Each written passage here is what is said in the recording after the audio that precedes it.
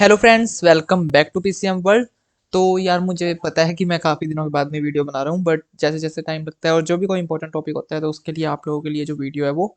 हाजिर करके ले आता हूँ। तो आज की ये वाली वीडियो हमारी रहने वाली है आरपीएलआई के इंसेंटिव स्ट्रक्चर के ऊपर, और साथ के साथ में हम बात करेंगे कि जैसे पहले हम लोगों को मतलब मैंडेटरी होता था कि मिनिमम हमको 4 policies in a year, in a financial year करनी है, ताकि जो हमारा कोड है वो एक्टिव रहे और हमको जो आरपीएलआई का, पीएलआई का जो इंसेंटिव है वो आता रहे, ठीक है। लेकिन अब उस रूल को जो है वो चेंज कर दिया गया है, और अभी आप यहाँ पे न्यू जो ऑर्डर्स हैं from the directorate of PLI या फिर पोस्टल लाइफ इंश्योरेंस की तरफ से आप लोग यहाँ पे देख सकते हो। तो बिना किसी देरी के हम आज के इस वाली वीडियो को स्टार्ट करते हैं। वीडियो को स्टार्ट करने से पहले अगर आपको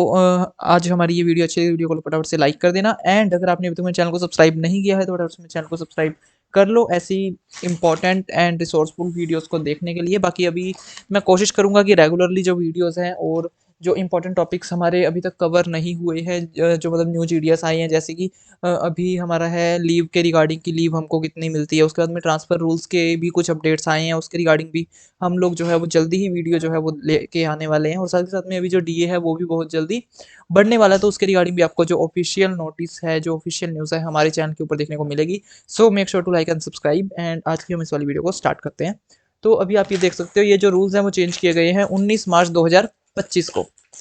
to all head of the circles. यहाँ पे इन्होंने ऑफिस मेमोरेंडम निकाला है। सब्जेक्ट है changes in promotional and incentive structure of RPLI and PLI. तो rural postal life insurance and postal life insurance के जो इंसेंटिव स्ट्रक्चर है एंड जो प्रमोशनल है उसमें कुछ जो है वो चेंजेस की गई है, जो कि हम यहाँ पे देख सकते हैं। The proposal of postal life insurance यानी कि पीएलआई के प्रपोजल के लिए directorate regarding modifications in the existing promotional and incentive structure of postal life insurance and rural postal life insurance was considered by the Postal Services Board in its meeting held on 12th of March 2025, यानी कि 12 मार्च 2025 को इनकी जो एक meeting है वो held की गई थी इसके रिगार्डिंग में प्रमोशनल एंड इंसेंटिव स्ट्रक्चर के ऊपर। और वहाँ पे कुछ जो मॉडिफिकेशंस हैं, जो चेंजेस हैं इन द एग्जिस्टिंग रूल्स यहाँ पे हम लोगों को देखने को मिली है, और ये जो है पोस्टल जो बोर्ड है उनकी तरफ से अप्रूव कर दिया गया, ठीक है। उसके बाद में जो मतलब क्या-क्या वहाँ पे हुआ था एग्ज़ैक्ट, वो आप हमारा एक और मतलब इनका जो है लेटर उसमें हम देख सकते हैं। बट यहाँ पे जो मेन यहाँ पे चेंजेस किए गए हैं वो हम फटाफट से यहाँ पे देख लेते हैं।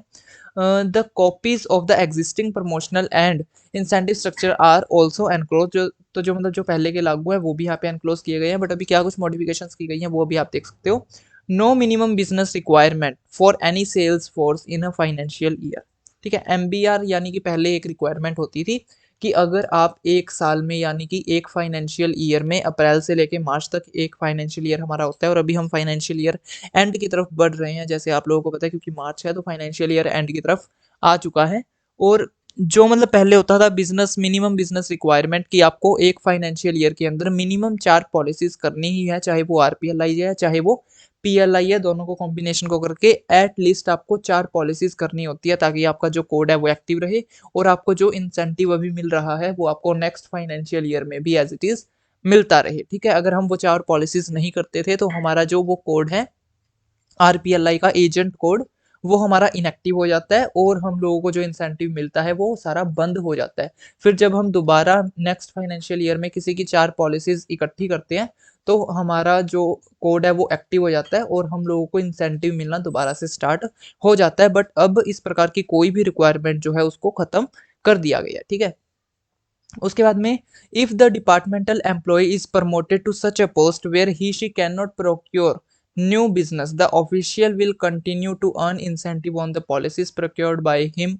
हर before his promotion till the renewal premium on the policies procured is received, ठीक है। तो अभी यहाँ पे आप देख सकते हो कि अगर कोई डिपार्टमेंटल एम्प्लॉय यानी कि एमटीएस, पोस्टमैन, पीए, एसपीएम, अगर वो प्रमोट होके किसी ऐसी पोस्ट पे चला गया जहाँ पे वो न्यू बिजनेस को प्रोक्योर नहीं कर सकता, यानी कि मान लो कोई पीए है और वो मतलब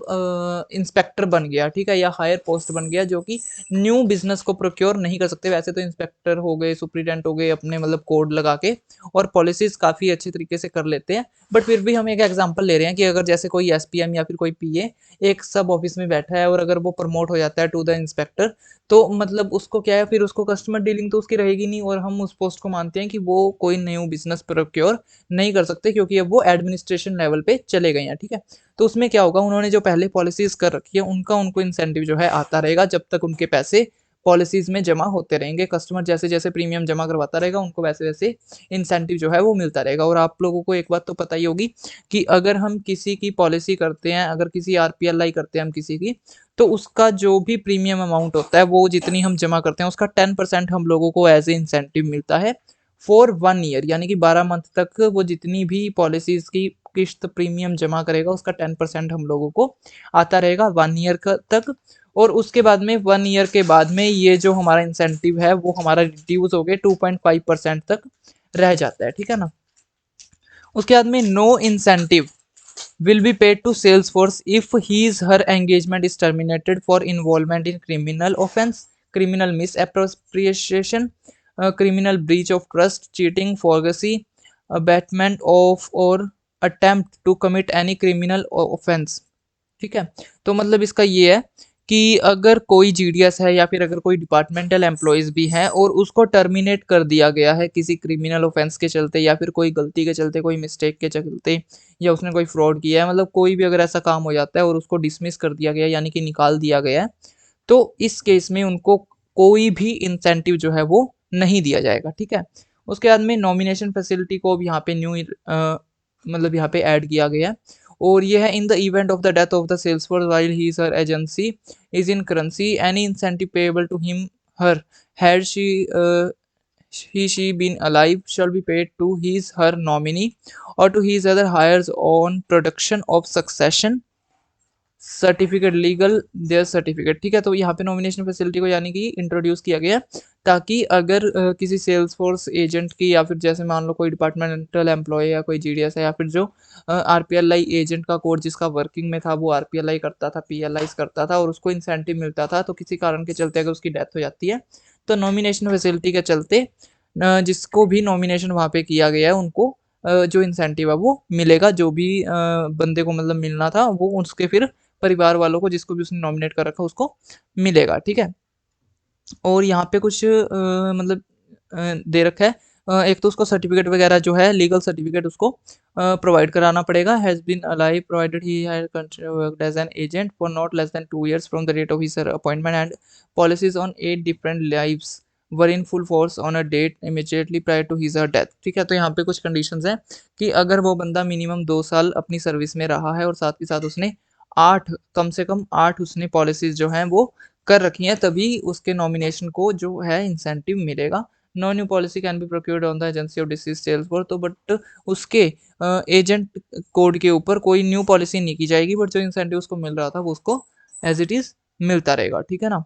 उसके बाद में upper age limit of sales force licence and new business, there will be no upper age limit, कोई अपर एज लिमिट नहीं है, कोई भी कितने भी उम्र का हो वो पॉलिसीज कर सकता है एंड इंसेंटिव ले सकता है, ठीक है। Incentive after discharge to DE GDS, ठीक है। डिस्चार्ज के बाद में क्या होगा, यानी कि अगर आप रिटायरमेंट वगैरह हो जाते हैं तो उसके लिए क्या होगा, will continue to earn renewal incentive even after the superannuation discharge from the service till the renewal premium on the policies procured by Dell in service is received provided he enrolls herself himself as field officer within 3 months of superannuation discharge from service, ठीक है। तो उसको field office अगर वो discharge हो जाता है as a departmental employ या फिर ग्रामीण डाक सेवक, तब भी उसको इंसेंटिव मिलता रहेगा, बट यहाँ पे क्या है कि उसको विद इन 3 मंथ्स अपना field officer as a join करना पड़ेगा, ठीक है। The board has also advise that the changes suggested in incentive structure should also be incorporated in the software. Incentive structure जो है उसको भी चेंज कर दिया गया एंड उसके रिगार्डिंग मैं आप लोगों को बहुत जल्दी वीडियो बना के बताऊंगा कि अब जो न्यू इंसेंटिव स्ट्रक्चर है वो जीडीएस के लिए कितना रहने वाला है, हम लोगों को कितना इंसेंटिव अब मिलेगा।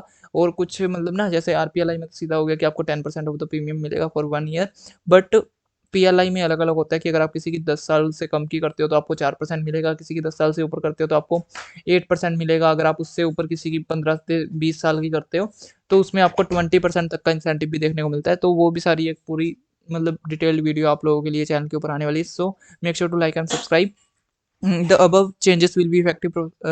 prospectively with effect from 31st of March 2025, यानी कि 31 मार्च 2025 से ये जो न्यू रूल्स हैं वो इंट्रोड्यूस कर दी जाएंगे एंड इन इफेक्टिव पोजीशन में आ जाएंगे, ठीक है, on all the agencies in the currency as per the existing instructions all concerned are directed to strictly adhere to the above instructions. ठीक है, तो अभी इफेक्ट में नहीं है, बट 31 मार्च 2025 से ये सारे जो रूल्स हैं वो इफेक्टिव में आ जाएंगे। एंड न्यू वीडियो बहुत जल्दी आने वाली है, सो फटाफट से सब्सक्राइब कर लेना चैनल को। बाकी मैं आप लोग से मिलता हूँ नेक्स्ट वीडियो में। Thanks for watching.